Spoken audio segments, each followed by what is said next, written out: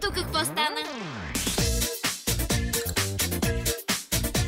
Щом днес се събудих, веднага разбрах. Бях скована в край. Чух гласета, говорещ вътре в мен. Почакай, спри, че тук ще паднеш, знай.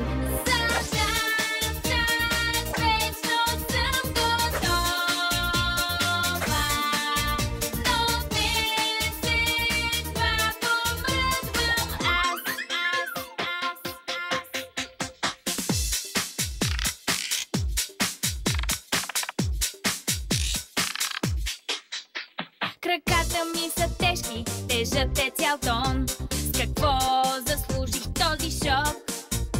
Не мога да мръдна, не съм добре. Без танц, шпагат, движения и скок. Ще се развижда, не смятам аз да спра. Ще имам втори шанс.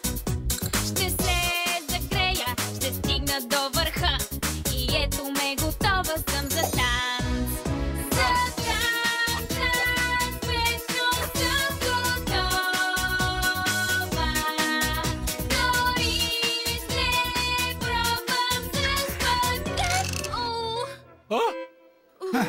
Стефани, добре ли си? Да. Добре ли си, Стефани? Разтегна ли се малко? Да, чувствам се по-добре.